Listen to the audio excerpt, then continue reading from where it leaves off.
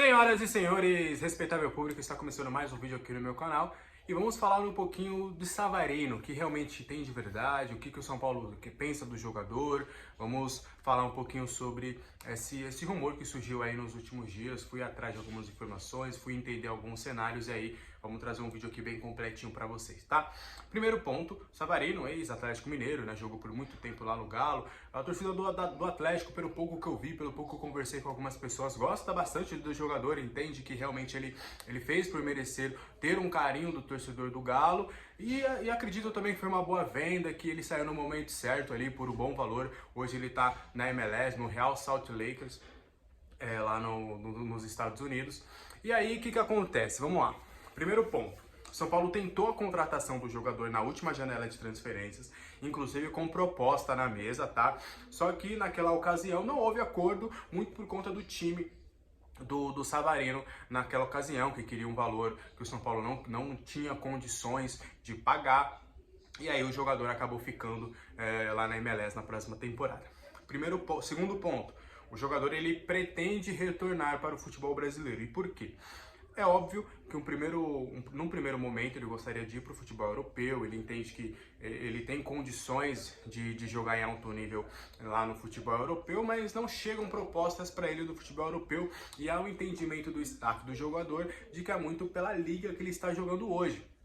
E aí ele retornando para o futebol brasileiro, com uma maior visibilidade, com um futebol um pouco mais competitivo do que o da MLS, ele teria condições de até melhorar o seu rendimento em prol da sua seleção. Ele inclusive entrou no segundo tempo na partida contra a seleção brasileira e também de despertar o olhar do futebol europeu. Então ele e o staff entendem que o futebol brasileiro hoje seria um caminho mais viável para a evolução do jogador e também para uma visibilidade de mercado maior lá da Europa.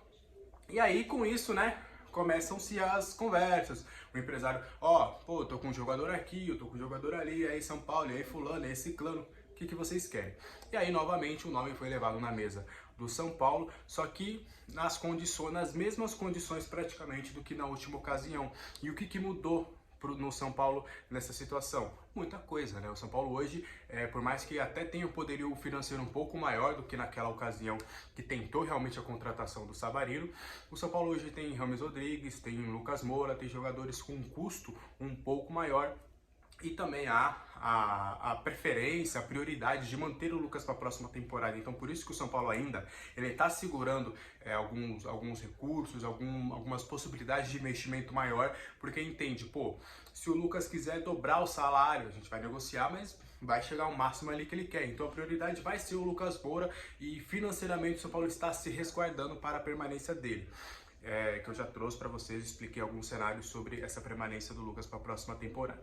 E aí, o São Paulo, mesmo querendo um ponta esquerda para a próxima temporada, há um entendimento do São Paulo que o Eric pode fazer a função pelo lado direito, que seria a função prioritária do Savarino.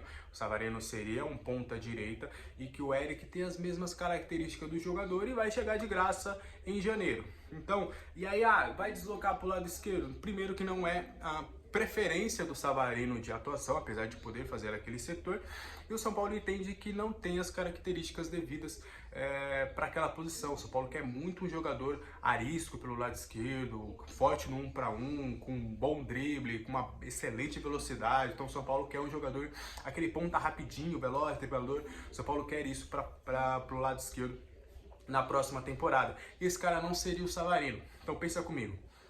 Não é um jogador, não é uma oportunidade de mercado, porque o São Paulo teria que pagar uma boa quantia para ficar com o jogador. E a gente está falando dessa boa quantia de algo de pelo menos 15 a 20 milhões de reais. O São Paulo entende que não vale a pena realmente fazer esse esforço, esse investimento para a próxima temporada e vai observar outros jogadores, outros atacantes para a próxima temporada que tenham essas características que o Dorival Júnior quer: um ponta esquerda que corte para o meio e que tenha como principais características um forte 1 para 1, velocidade e drible. E esse cara não será o Savarino. Então, pelo que eu conversei com pessoas do departamento de futebol, pessoas até ligadas ao jogador, o São Paulo não demonstrou nenhum tipo de interesse em fechar com o Savarino para a próxima temporada. O São Paulo não quer o jogador e vai buscar outras alternativas aí no mercado.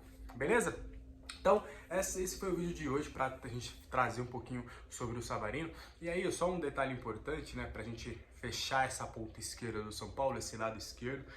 O Belmonte, inclusive, falou conosco lá no Terra e ele repetiu quase que a mesma fala, a mesma admiração, o mesmo tom de admiração pelo Everton Cebolinha, né, do Flamengo. É basicamente um jogador com essas características. Inclusive, aí já é uma informação mesmo, o São Paulo tentaria a contratação do Cebolinha para a próxima temporada, porque era um jogador que está embaixo no Flamengo, que a torcida tá pegando muito no pé, que o São Paulo entende que um empréstimo ou um valor, por exemplo, se o Flamengo falasse, ó, beleza, a gente vende o Cebolinha, mas a gente negocia o Cebolinha, mas quer um valor. O São Paulo aí entende que nesse caso valeria o investimento no Cebolinha, valeria arriscar um pouquinho mais no lado financeiro para contratar o Cebolinha do que o Savarino, porque no entendimento do departamento de futebol são jogadores de níveis completamente diferentes. O Cebolinha estaria num nível bem acima do Savarino, então se fosse o Cebolinha, o São Paulo toparia o investimento. Mas a chegada do Tite foi meio que um recado para a diretoria do São Paulo de que não, dessa vez acho que o Cebolinha vai ficar realmente, o Cebolinha não vai sair do Flamengo, a tendência do Tite é recuperar o jogador para a próxima temporada, apostar nele e tentar novamente com que ele consiga aí um retorno dentro de campo com a camisa do Flamengo. Então aí, o Cebolinha não chegará no São Paulo, mas é um jogador com as mesmas características, exatamente, até ouvi de uma pessoa brincando, se tivesse um clone do Everton Cebolinha a gente queria, porque é um jogador exatamente com as mesmas características do camisa 11 do Flamengo. Beleza? Então esse foi o vídeo de hoje, espero que você tenha gostado, até a próxima, tchau!